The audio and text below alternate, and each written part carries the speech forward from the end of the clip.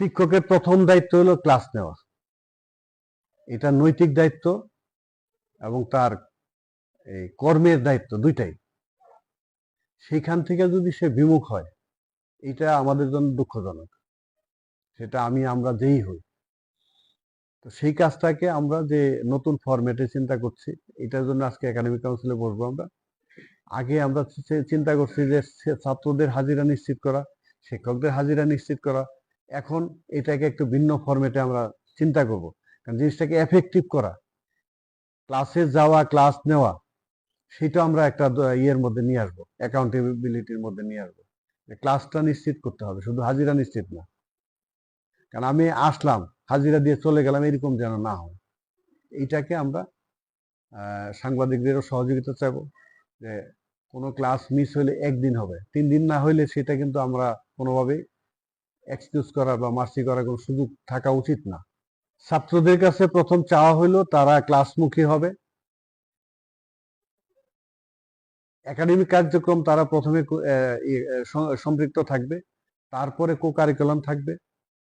আর যে কোনো সমস্যা থাকলে ওইটাকে আলোচনার মাধ্যমে সমাধানের চেষ্টা করা উচিত। আগে সমস্যা হতেই পারে, কারণ এখানে যিনি কর্তৃপক্ষ, আমাদের যেমন হোস্টেল সুপার আছে, বিভাগ আছে, বিভাগের হেড আছেন, ধাপে ধাপে আসলে আমরা এরপরে সর্বোপরি অধ্যক্ষের দরজা খোলা থাকবে।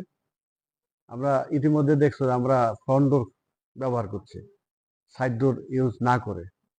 এটার উদ্দেশ্য হলো কলেজ ছাত্রদের জন্য, সেই ছাত্রদের সমস্যা যেন সে প্রতিকারের জন্য বাধা ডিঙ্গাইতে না হয়, সরাসরি পৌঁছাইতে পারে। সেই জায়গাটা আমরা চেষ্টা করব, যে কোনো সমস্যা তারা যেন সরাসরি বলতে পারে।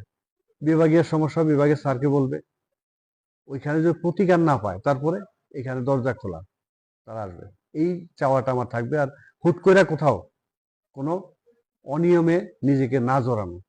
কারণ ইদানিং এই যে গত পরশুদিন একটা সার্কুলার জারি হয়েছে, এই ম্যাজিস্ট্রেসি পাওয়ার দেওয়া হয়েছে সেনাবাহিনীকে। মানে একজন ছাত্র কোনো কারণে যে কোনো কাজে জড়ায় যায় অনিয়মে, তাৎক্ষণিক বিচার করবে, 2 জন সাক্ষী হলেই তারা একটা বিচার করতে পারবে। এটা কিন্তু যে কারোর জন্য, ছাত্র শিক্ষক যে কারোর জন্য খুব ভালো উদাহরণ হবে না, যে আমরা কোনো একটা অপরাধের শাস্তি পেয়ে গেলাম। তো সেইটা আমরা ছাত্রদের বোঝানোর চেষ্টা করছি, এই মেসেজটা, যে প্রতিকারের জন্য প্রথম হলো আলোচনা।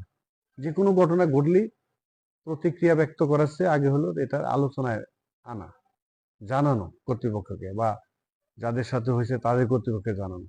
আমরা ওইটা বারবার ওদেরকে বলছি যে তোমরা এসে জানাও, তারপরে আমরা চেষ্টা করি, না পারি তখন তোমরা প্রতিক্রিয়া ব্যক্ত করবে।